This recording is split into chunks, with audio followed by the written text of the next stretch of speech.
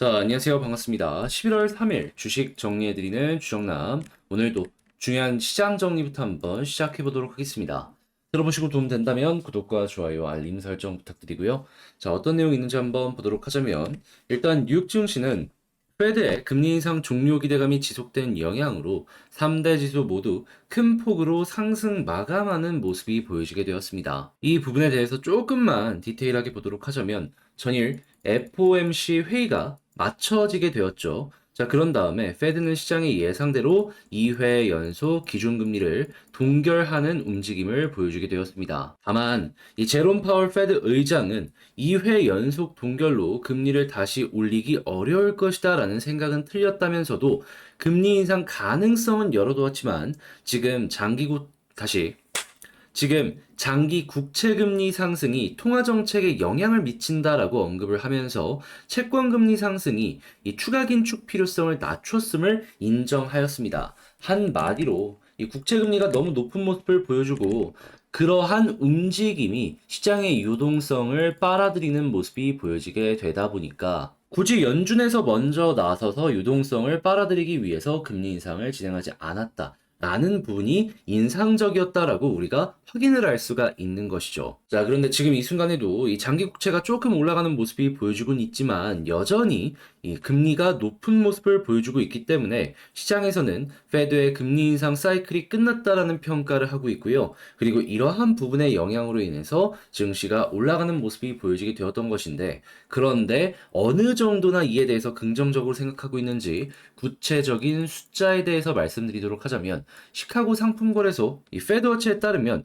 연방기금 금리 선물 시장에서 마감 시점을 기준으로 페드가 12월 달에 금리를 동결할 가능성은 현재 80.2%에 달하는 걸로 확인되고 있고요. 만약에 동결 또 한 번 진행하면 사상 초유로 계속 인상만 하다가 3회 연속으로 금리 동결을 한다라고 볼 수가 있겠죠. 굉장히 큰 호재라고 보시면 되고, 그리고 내년 6월까지 금리를 한 번 인하할 가능성에 대해서 몇 프로를 보고 있는지 보면 67% 보고 있습니다. 어제 같은 경우에도 65%였잖아요. 꾸준하게 여기에 대해서 괜찮게 평가하는 투자자들이 늘고 있다라는 것이죠. 그리고 6월까지 현재에서 금리가 변하지 않을 것으로 예상하는 투자자는 20% 중후반대를 유지하고 있다는 걸 확인을 할 수 있겠습니다. 그러니까 인하 이상을 생각하는 사람들이 과반 이상이다라고 보고 있다라는 것이죠. 그래서 이러한 모든 것들이 지금 여기에서 유지만 되더라도 시장은 괜찮게 반응을 해줄 것이다라고 보시면 될 것 같습니다. 자, 그리고 전일 큰 폭으로 하락했던 미국의 국채금리는 이날도 하락세를 이어가며 증시에는 긍정적으로 이 작용을 하는 모습이 보여지게 되었는데, 금리가 빠진다라는 건 매수가 들어오고 있다라는 것이잖아요. 그리고 이제 이러한 부분에 영향을 미쳤던 내용 같은 경우에는 미국 재무부가 발표한 차입 계획에서 장기물의 발행 물량이 예상보다 적게 늘어난 점, 이게 큰 영향을 미쳤다라고 보시면 됩니다.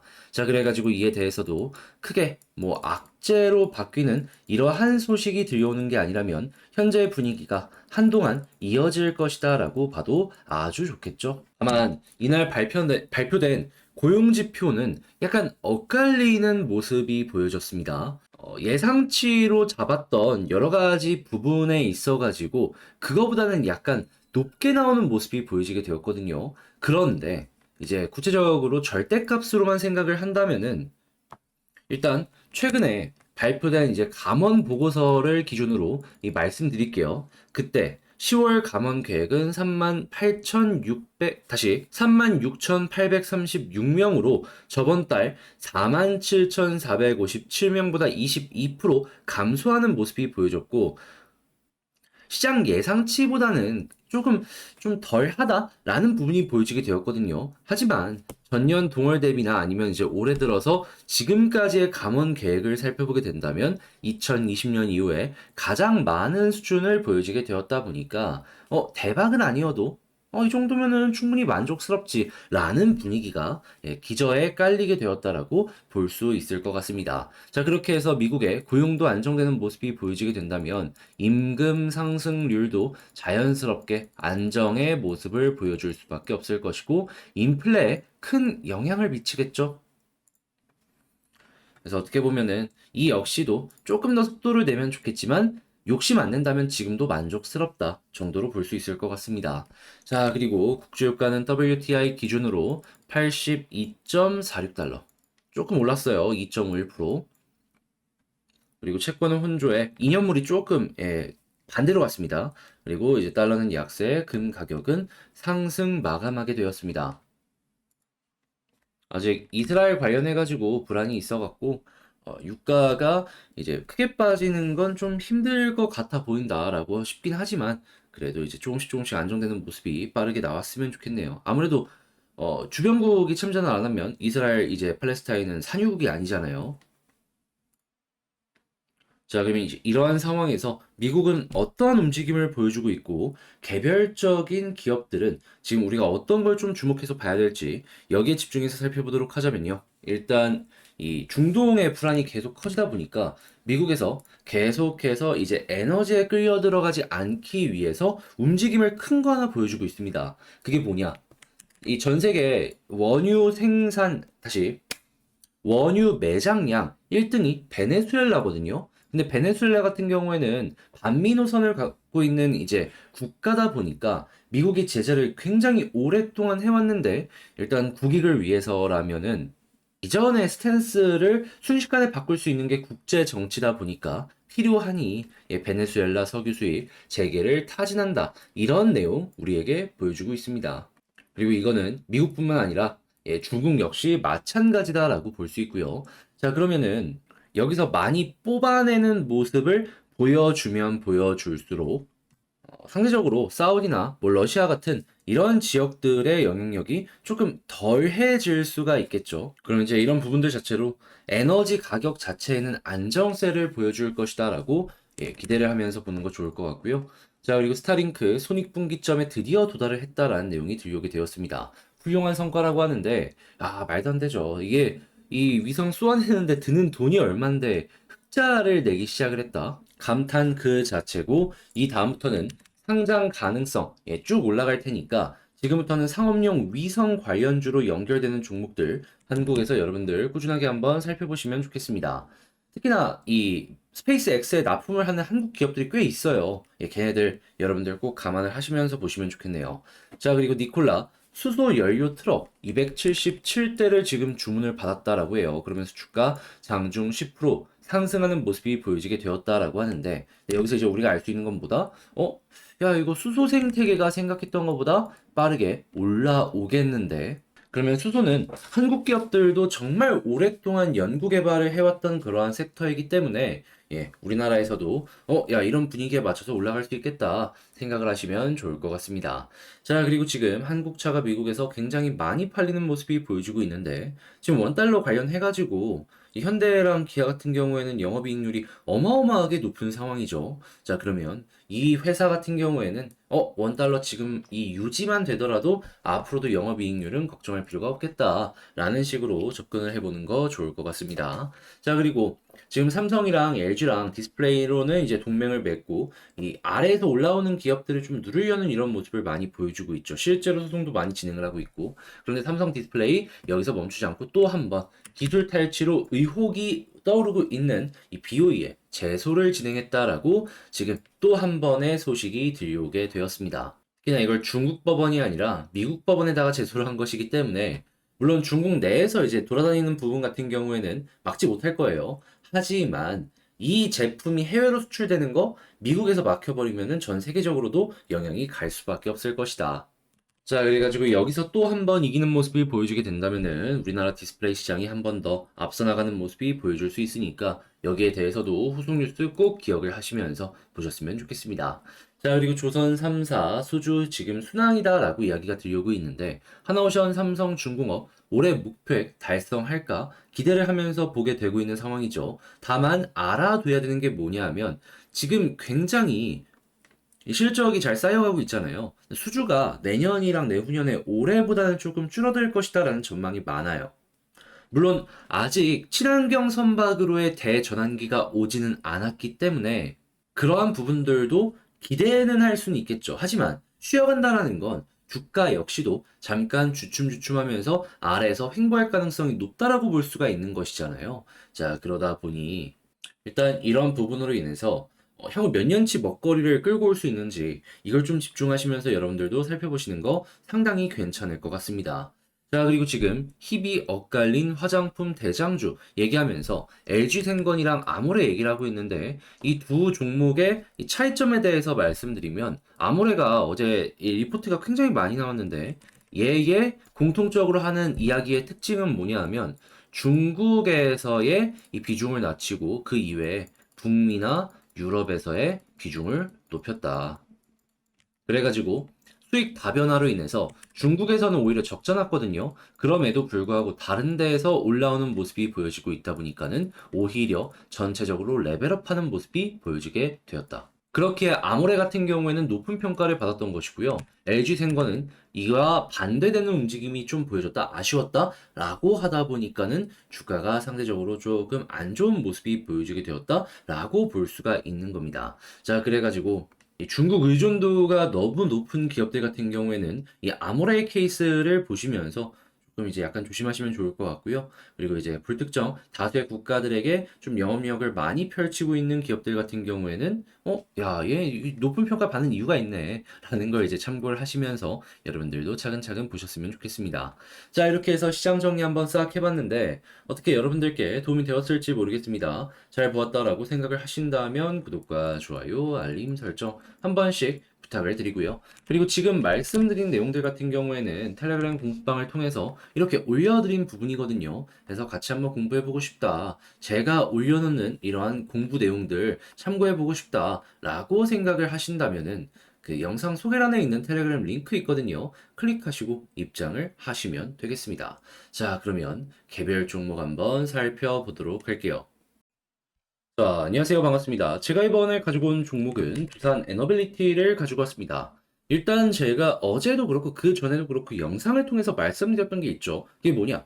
11선 돌파하고 자리 잡으면 일단은 기본 21선까지는 간다. 오늘 딱 찍고 떨어지는 모습이 보여지게 되었습니다. 자, 근데 여기를 돌파 못했다라고 해서 나쁘게 봐야 될 필요가 있을까요? 전혀 아니죠. 왜냐하면 이 부분도 설명을 드렸잖아요. 위에 저항인데 그냥 녹여나가는 과정, 시간이 좀 필요할 뿐입니다. 다음번에 갑작스럽게 여기 딱 돌파하는 모습이 보여주게 된다면 이번 이 십자가 봉 하나로 크게 올라갈 수 있는 기반을 마련을 했다라는 게 보여줄 수도 있는 거예요. 자, 그러면 현재 위치에서 우리가 생각을 해야 되는 근본적인 핵심 내용이 뭐가 있는지 하나씩 살펴보도록 하겠습니다. 들어보시고 도움 된다면 구독과 좋아요, 알림 설정 한 번씩 눌러주시면 감사드리겠습니다. 자, 일단 가장 먼저 두산 에너빌리티 3분기 영업이익률이 발표가 되었습니다. 그런데 전년비와 비교했을 땐 1.01%가 하락을 했다라고 해요. 하지만 그렇게까지 문제되는 내용이 아니다라고 볼 수 있는 이유가 뭐냐면요. 자, 보이십니까? 전년 동기 대비 이미 매출과 영업이익 누적된 걸로만 놓고 본다면 17.9%, 40.3%가 증가했습니다. 이미 누적으로 영업이익 1조 1,700억을 확보를 했다라는 게 보여진다라는 것이죠. 거기다가 미래 먹거리라고 할 수 있는 신규 수주 같은 경우에도 계속해서 높아지는 모습이 보여지고 있는데 우리가 여기서 인상적으로 볼 수 있는 게 무엇이냐? 일단 뭐 보령 신복합 주기기 공급 이 부분도 있겠지만 신한울 3, 4호기 주기기 공급이랑 카자흐스탄 복합 화력발전소 건설 공사 이 부분들을 봐야 될 필요가 있습니다. 왜냐? 일단 화력 같은 경우엔 요즘에 소외된 것 같잖아요. 하지만 기억을 하셔야 되는 게 이 원자력 발전이라는 게 기본적으로 좀 비쌉니다. 자, 그러다 보니까 신흥국들 같은 경우에는 이게 좋은 걸 알면서도 초기 비용이 많이 들어가다 보니까는 좀 부담스러워하는 이들이 많거든요. 예, 그러다 보니까 아직도 화력 발전에 대한 니즈는 상당히 큰 편입니다. 그런데 지금 유가나 에너지 가격 보시면 아시겠지만은 낮은 수준이 절대 아니에요. 그러면 신흥국들 같은 경우에는 일단 자국 국민들이 사는 게 먼저니까 이렇게 힘든 모습이 꾸준하게 유지된다면 석탄이라도 지금 이 순간이라도 다시 한번 생각을 하지 않겠습니까? 당장 그 유럽이더라도 예, 나라가 힘들 때 석탄 발전 최근에 돌렸잖아요. 풍력 멈추려는 모습이 보여지니까 석탄 발전소 잠잠하게 만들었다가 다시금 활동률 높였잖아요. 이거는 결국에 자국의 이득의 문제인 것이지. 한경 그 키워드가 아무리 중요하다라고 하더라도 국익을 이길 수는 없는 상황이 온다라는 겁니다. 그러면은 유가 계속 높아지는 모습이 유지가 되고 경기 안 좋은 모습 보여지게 된다면 생산 발전에 대한 니즈 계속 나올 수밖에 없고 에너빌리티는 이거 수주 받아가지고 공사해주면 그만인 거예요. 그리고 원전 같은 경우에도 주기기 납품 같은 거 계속 해주는 모습이 보여지게 된다면 이게 다 레퍼런스로 쌓이는 거니까 다음 또 수주에서 강점을 가질 수도 있는 것이고요. 그래서 이런 부분 참 좋다 정도로 보시면 되고, 그리고 이제 사용후 색 연료 건식 저장 시스템 이거 어제 한번 소개를 해드렸는데 이것도 이제 시장이 크니까 괜찮다. 그리고 이 해상 풍력 같은 경우에는 에너빌리티가 한국의 1등 점유율을 차지하고 있습니다. 그리고 해외에서도 이제 경쟁력을 갖기 위해서 기술 개발이나 MOU를 꾸준하게 하고 있는데 정부 차원에서 지원해주는 모습도 많이 보여주고 있다 보니까 여기서 나오는 매출 비중이 높아지는 이런 것도 한번 생각을 해볼 수 있고요. 그리고 이 해상 풍력 같은 경우에는 한 가지만 더 말씀드리면 일단 글로벌 풍력 시장 자체가 금리가 너무 높아지다 보니까 올해 3분기까지 좀 많이 안 좋았어요. 풍력뿐만 아니라 태양광도 마찬가지였거든요. 그런데 태양광이랑 풍력 쪽에서 지금 어떠한 소식이 들려오고 있냐면 올해 4분기부터 좀 살아날 것이다. 해서 당장 한화 솔루션만 하더라도 한화 큐세를 중심으로 올해 4분기부터 살아날 것이다라는 얘기가 있거든요. 자, 그러면 풍력, 4분기에 살아나? 기대할 수 있겠네. 예, 이런 키워드가 올 수도 있는 거죠. 이전에 풍력 관련 이야기 때문에 한번 올라갔던 전적이 있는 에너빌리티였기 때문에 반응할 가능성, 굉장히 높고요. 자, 그래서 일단 뉴스를 봤을 때는 기대할 수 있는 부분들 충분히 있으니까 지금 나쁜 소식 절대 아니다 저게 이런 걸 감안을 하시면서 보시면 좋고, 수급과 차트 하나씩 살펴보도록 하겠습니다. 일단 제일 먼저 수급을 봤을 때는 최근에 외국인 수급 꾸준하게 들어왔는데 매도가 어제랑 오늘 좀 이렇게 나오는 모습이 보여지고 있죠. 하지만 매수한 것과 비교하면은 매도 양이 비교적 적다라는 걸 확인을 할 수가 있겠죠. 거기다가 기관 많이 들어오고 있습니다. 그러면 외국인 다시 돌아와주는 모습이 보여주고 기관 지금의 모습을 유지만 하더라도 가격 상승에 근반이 되어주는 내용이니까 이거는 상당히 좋은 소식이다라고 보시면 될 것 같고요. 자, 그런 다음에 차트를 보게 된다면은 여기서 막 복잡하고 어렵게 생각을 할 필요가 없습니다. 자, 이건 딱 여기랑 모습이 똑같죠? 11선 이탈하는 모습이 보여지게 된다면은 전 저점 부근까지 빠지는 모습이 나올 수 있습니다. 하지만 여기서보다 21선을 돌파해갖고 자리 잡는 모습이 보여지게 된다면 그대로 볼린저 밴드 상단까지 올라가는 모습이 보여줄 수 있겠다. 자, 그리고 나서 만약에 볼린저 밴드 상단에 돌파하면 어떻게 될까요?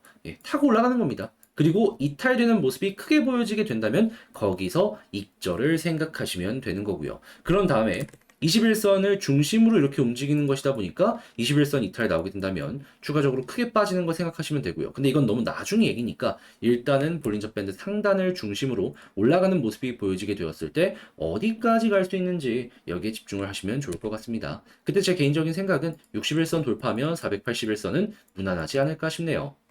자, 그러면 지금 봤던 걸 가지고 총정리 한번 하면서 에너빌리티 영상을 맞춰보도록 하자면요.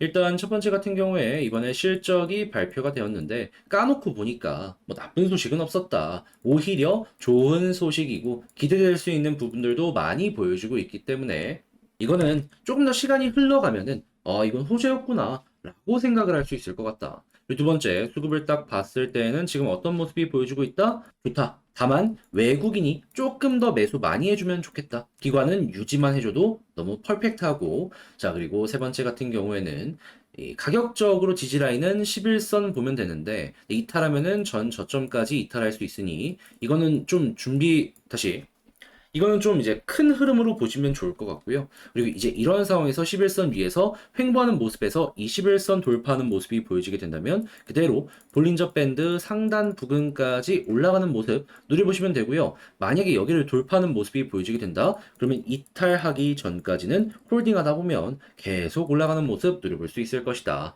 그때 제가 생각하는 핵심 포인트는 61선 돌파하면 481선 부근이 될 것 같다. 자, 이렇게 말씀드리며 이 두산 에너빌리티 총 정리를 한번 맞춰보도록 할 텐데요. 어떻게 여러분들께 도움이 되었을지 모르겠습니다. 잘 보았다라고 생각을 하신다면 구독과 좋아요, 알림 설정 한 번씩 부탁을 드리고요. 전 다음에 더 좋은 영상으로 다시 인사를 드리겠다라고 말씀드리며